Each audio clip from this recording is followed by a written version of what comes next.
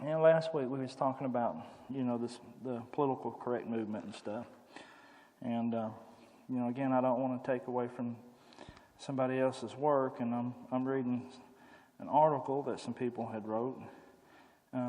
This one was written in 96, 18 years ago. And this was probably in the early 90s, this is probably when the political correct thing, you started hearing that term, and it started taking off and stuff. And I found this one to be a little more interesting than the other two that I had.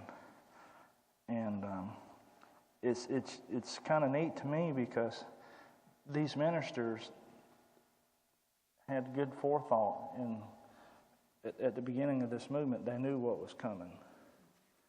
And like I said, we're 18 years and something like this is really, it's not that long, but it's just showing that they could see what was coming.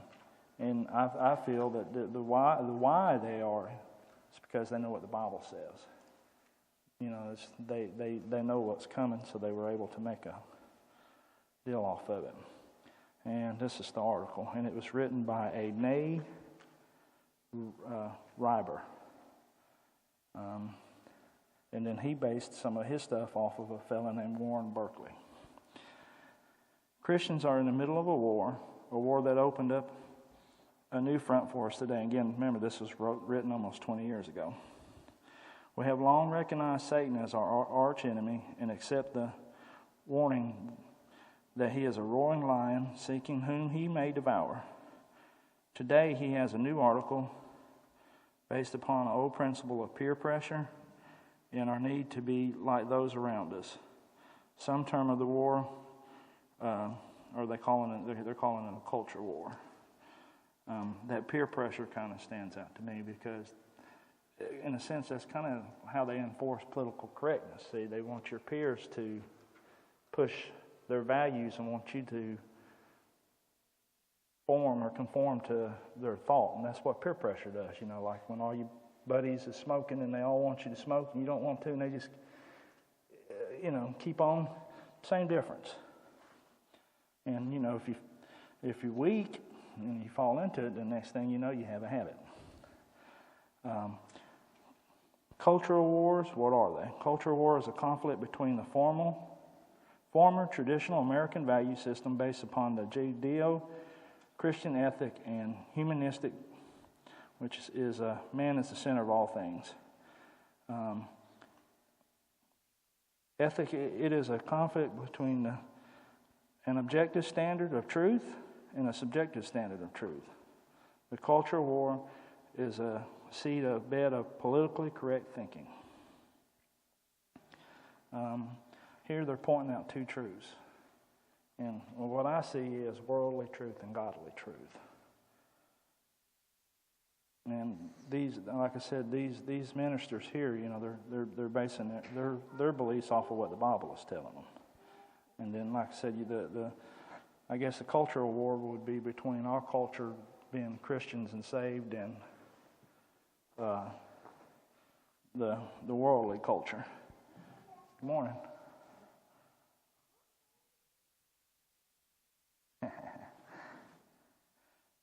The cultural war began with he's talking here to me of the lost world. The cultural war began with a philosophical precipitation that true enlightenment may be achieved through human reason. See, basing stuff off of man. And again, that's why I feel like they're talking to the lost world, because not off of what God thinks, but kind of off of what we think. And that's kind of what the political correct movement is. However, as soon as one philosopher presented a method to arrive at the Enlightenment, another came to discredit it. Soon philosophers decided that there was no objective, no objective truth, so everything became subjective. What was true for one person may not be true for another. Their conclusion is that there is no universal truth. So again, we're talking about the lost world.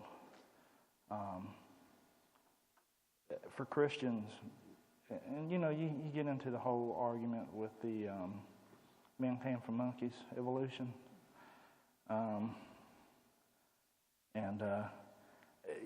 that's to me that's the world trying to take God out of the picture, out of control of things.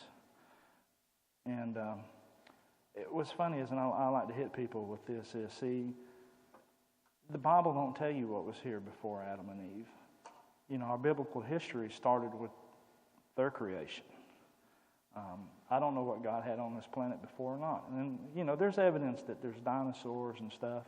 They don't really truly know what, caused them to go extinct. There's meteors and then great ice age and stuff. Who's to say, God created the world and let these creatures roam and decided it was time for man and done away with that. It's within his power. And then there's the whole missing link thing too, that gap.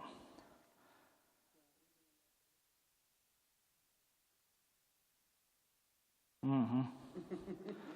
True. Anything that evolved from anything else, that Yeah. Well, and it's funny is because even most evolutionists on their deathbed, turn to admit to something. Yep. But what is true for one person might be true for. See, the Bible's a standard. It tells us the truth. Now, I hadn't found it to lie yet. This world will lie to you. This thing with this political correctness, they want you to believe that overall, in the end, everybody becomes politically correct. It's going to be a better world. And all they do is lie and deny to themselves. The truth of it is us as humans, there's going to be some type of prejudice, whether it's racial, whether it's economical, because us as people or as humans, we group. If and you think about it, if you watch, because again, I like to watch people. Black folks group, Hispanic folks group, white folks group, rich folks group, poor folks group. It's just the way it's always been.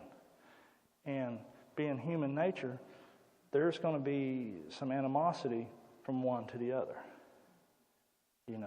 That's just the way life is. Would it be wonderful if it wasn't? Yeah. But you have to look at things for what they are and the simple truth of it. And that's going to be there, and that's part of this political correctness thing if we get to it. And there is a truth.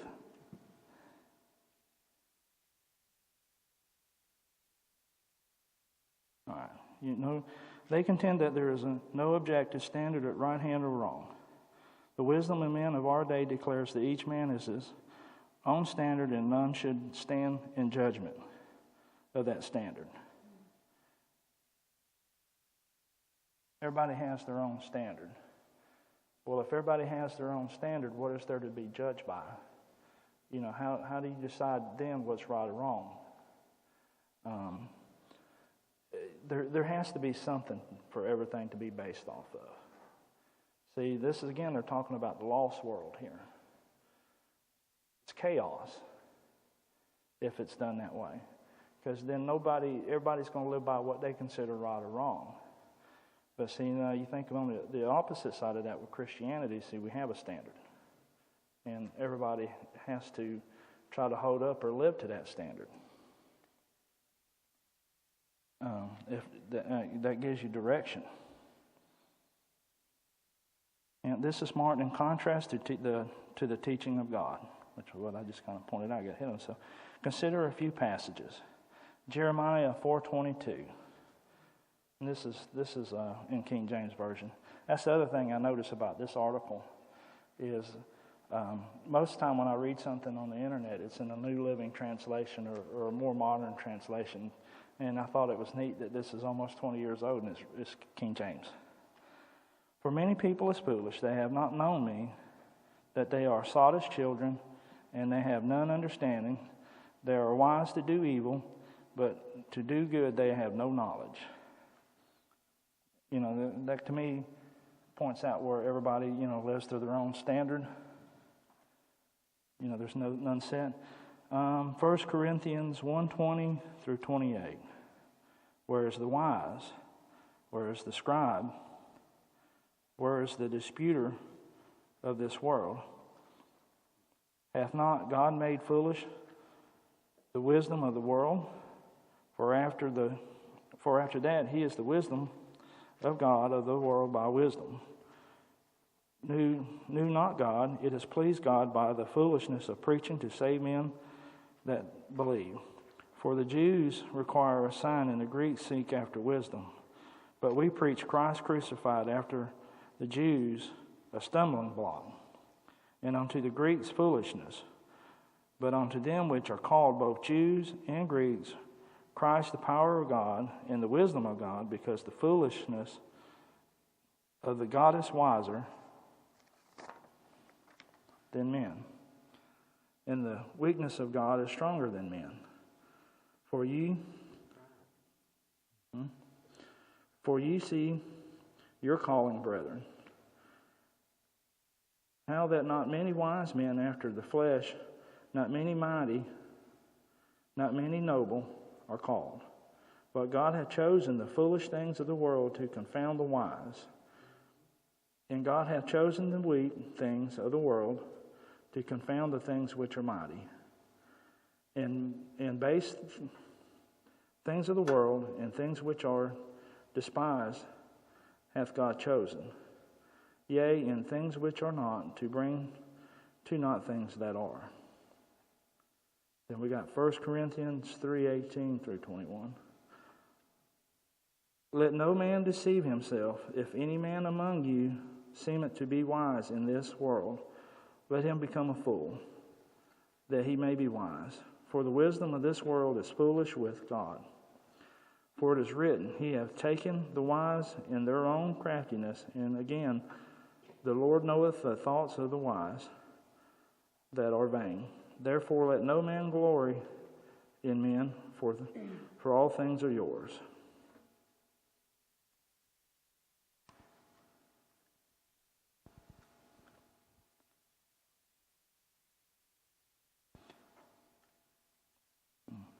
So much thought.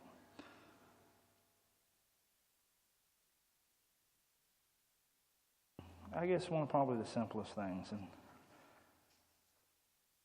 and some of the music last night too was like this, where it was talking about who's poor and who's rich, I forget exactly. It was one of the last songs they sung. Wealth, true wealth is what you find valuable. Some in the world, it's money. It's all they study is money. How can I make more of it? What nice things I can have. Let's go back to poor folks. Poor folks see wealth in different things. Most poor folks seem to rely on God more than rich people. And I think this is because you don't have the monetary means to take care of things, so you tend to rely more on God to get you through these things, and He always does. But I've noticed that poor folks have a stronger core family strength than rich folks, because besides relying on God, we rely on one another. One of the earliest things I ever seen was when my daddy was a vegetable farmer. And my daddy had to explain this to me later on. He's just a small vegetable farmer. And we had a dentist that had a big practice in Marco Island, plenty of money. He was looking for a hobby. We were trying to make a living. It's kind of worked out good for us, He gave us the money for the fertilizer and seeds and stuff like that, and was able to pay Daddy a small salary while we worked and grew the vegetables. But he liked to come when he wasn't doing dentist stuff. He liked to come out there. And it was my job to let him drive the tractor and to pull the disc and let him play farmer, And whatever was last night's supper was next day's lunch. Growing up, we had what we call a pea picker, which was fried chicken wrapped with a piece of white bread around it. And it's funny because this is considered unhealthy, but we'd wrap it in tinfoil and put it up on the dash so it'd be warm by lunchtime.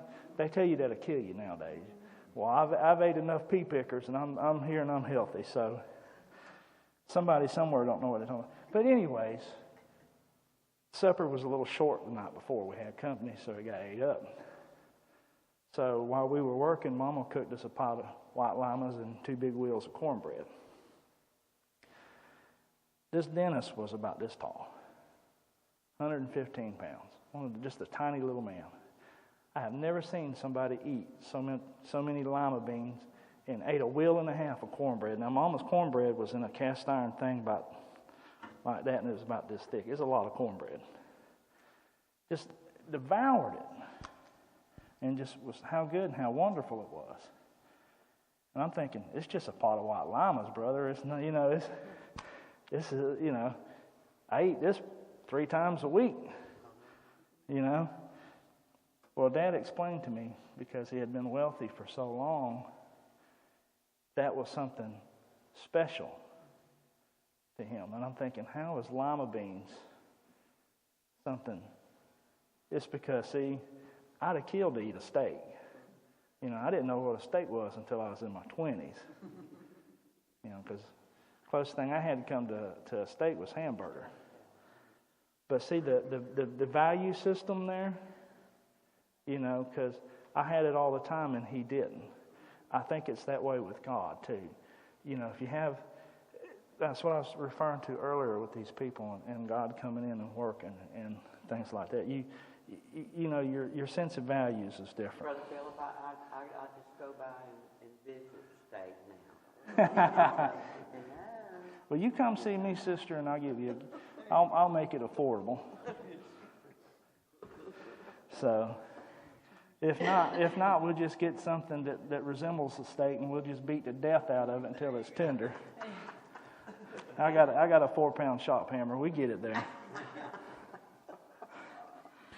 Here's some examples of political correctness, and these things will pop things into your head.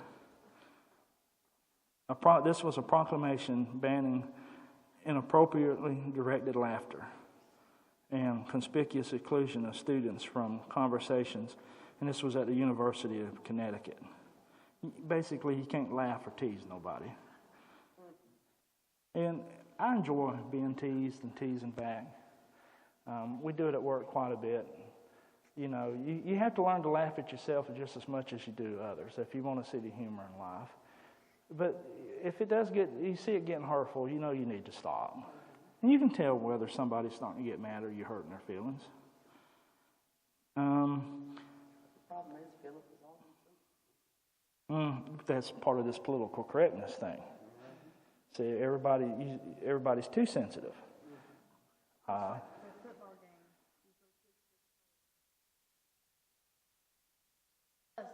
coach got suspended because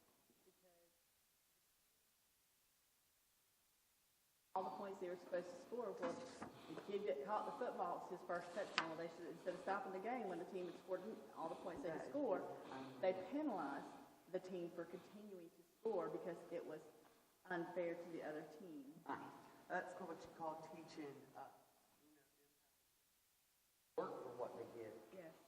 Well, yeah, and what's funny is most of these things were perfectly fine in the United States for 150-something years. It's just here in the last 20 years, all of a sudden, it's wrong. But if you think about this, look at the generations from the 30s and 40s and 50s and 60s, and now you look at these generations in the 80s, 90s, and today. Something's wrong. One of the funniest things to me is when I was a kid, Saturday morning was cartoon day. Loved watching Bugs Bunny. It was there. Yosemite Sam with his pistols and Elmer Fudd with a shotgun. You know, you knew Daffy Duck's bill was going to get blowed off. It was just coming. I had no urge to go out as a kid and shoot somebody. But, you know, when things happen, they look for something to blame it on. So what's they do? They blamed it on the cartoons. And now, if you do get to see it, all that stuff's edited out. Don't make no sense. You know? Graphic and horror. Yeah, it's okay to... They come out with a cartoon and a cuss. Yeah. Like a sample. That's Mm-hmm. Or include innuendos. What's the South Park? Yep. That is a vulgar cartoon. They call them adult cartoons. Hey, Well, but kids end up watching this stuff. But you got to look what it promotes. Promotes homosexuality. There's a lot of racial conflicts. I have seen Satanism in it. Just tons and tons and tons of stuff. See, that's fine for that, but you can't have no, Daffy Duck getting his bill shot off. You know. Mm-hmm. You know, there's tons of them. The majority of them now promote. Okay, here's like this one here. During the Gulf War, and I remember this one, officials of the University of Maryland asked students not to hang American flags and pro-war banners from their dorm rooms. And they said this is a very diverse community, and what would be an innocent to one person might be insulting to another. So again, see, no patriotism. Here's one that affects the South, and I've had this argument myself. Many perceive the Confederate battle flag as an offensive symbol of repression to blacks, so it is being forbidden to be flown in many states. The tomahawk chop, some of y'all should remember this one. It is an insensitive gesture that is demeaning to Native Americans. You know.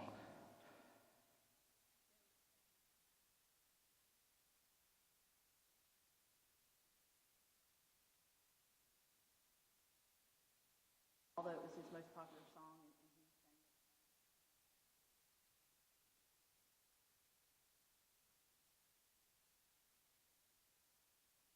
Well, freshmen cannot be called freshmen because it is a gender-specific thing.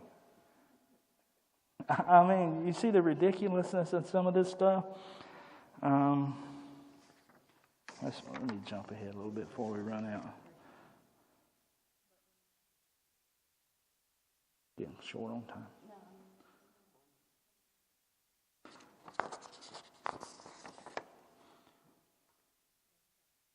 Yeah, I know. There's so much, but I'm just going to try to jump to the.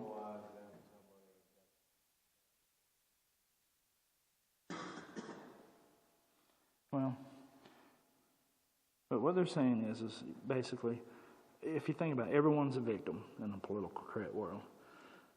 That is the justification for what Johnny can't read. He is a victim of a broken home. Blaming stuff on everything else. I look at everything because this world is more and more getting away from them Christian-based values. Accountable for their actions. Yeah, nobody's responsible for their actions no more. They want to blame it on somebody else. And it's funny because a lot of this stuff is starting to go wrong in this world. They want to blame it on Christians for trying to stand up and to hold on their Christian values. You got to point the finger somewhere, and Christians are soft-hearted and turn the other cheek, and so we're almost the easiest person to pick on at this point. Mm-hmm. But see, again, our faith lets us know we know what's coming. I'm sure that we're going to be at the point where we're thinking things is about as dark as they can get, and it might get a little darker. But we know that when that trumpet sounds and there's going to be a light, it's all going to... Yeah, but it is the justification for why criminals are excused with little or no penalty for their crimes. They are the victims of society and should be held in sympathy. Multiculturalism, the concept has ended the melting pot phenomena that made America great. It has encouraged separatism. Again, this is 20 years ago, but think about this now. A nationality, race, and language, where once immigrants stove to learn English and to fit in. When the immigrants came here, they wanted to be Americans. You wanted to be something else besides where you come from. They wanted to learn English and stuff like that. Now, just in the grocery store, everything's bilingual. I grew up down south. You will be surprised at how little people speak English. My mama was denied a job at a county school because she was not bilingual to work in the cafeteria. She was told that she could not be hired because she didn't speak Spanish. What in the world if they'd have told a Spanish person that we can't hire you? That'd have been a lawsuit.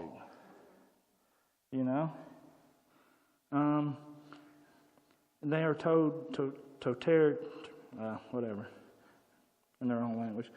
Culture and traditions and flaunt those of America. Deconstruction. Deconstruction is the rewriting of history. We must deny the Holocaust ever occurred because it might hurt the feelings of modern Germans. Here's one, homophobe. I've been called a homophobe. Roughly interpreted, homophobe means the fear of homosexuals. Anyone opposed to homosexual behavior must be so opposed because of deep-seated doubts of their own sexuality. Interesting enough, no homosexual can ever have a heterophobe. In other words, they can't be scared of us, but we can be scared of them.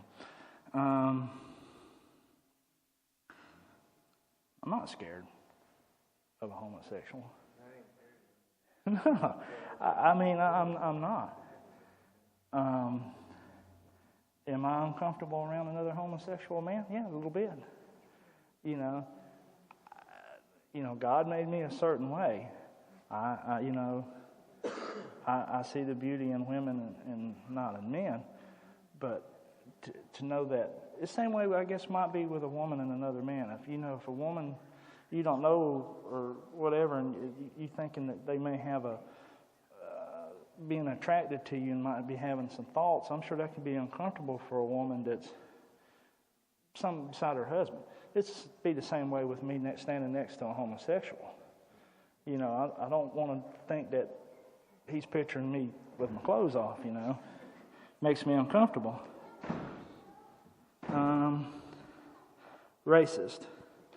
Again, only one male, specifically a white male, will ever be charged for being a racist. That's the truth.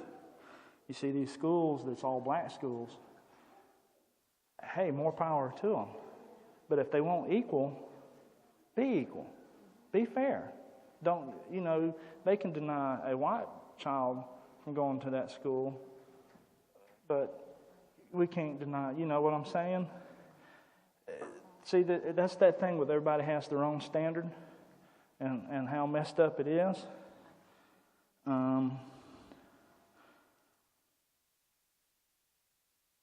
And then it goes on that, like Farrakhan, he advocates black supremacy and separatism.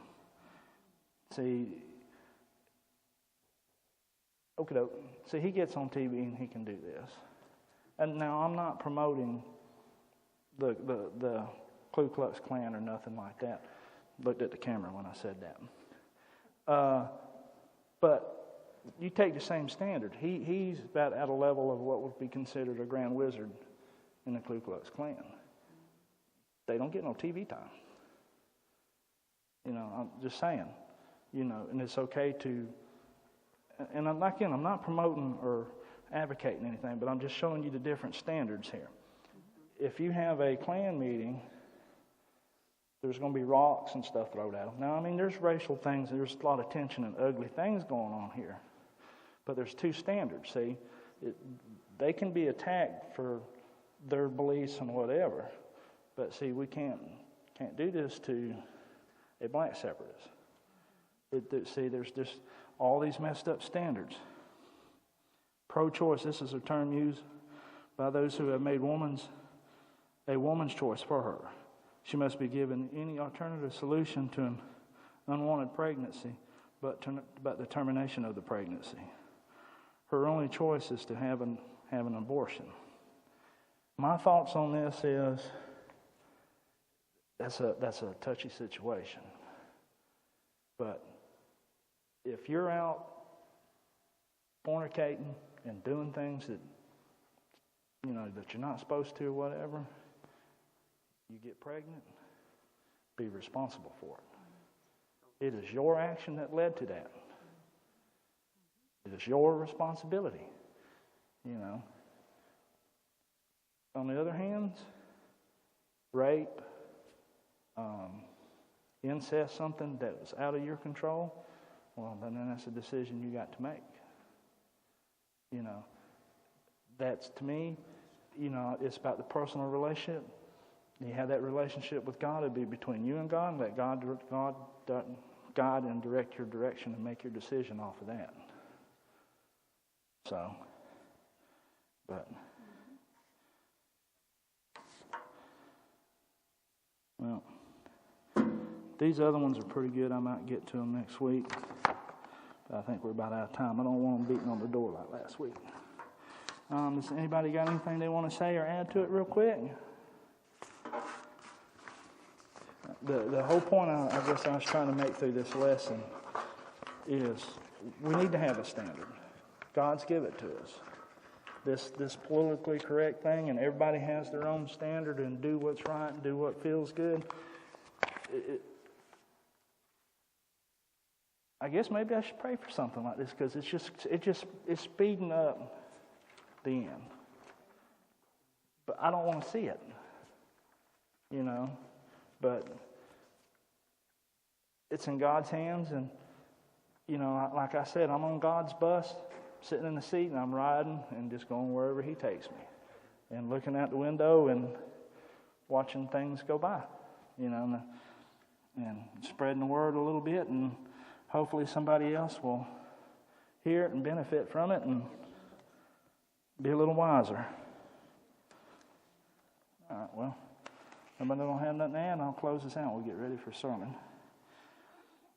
Lord, again, I thank you for this opportunity this morning that you gave me to serve you, Lord. And I pray that I said what you'd have me to say and that I've done you justice. And Lord, again, I lift up all those on the prayer request this morning, Lord. You know what each and one of them needs, and you'll do as you see fit. And just be with us this morning, Lord, as Richard brings us the word, and let us hear it and let it stay in our hearts, and let us be just a little stronger and a little wiser with you, Lord. These things in our Lord Jesus Christ's name we pray. Amen.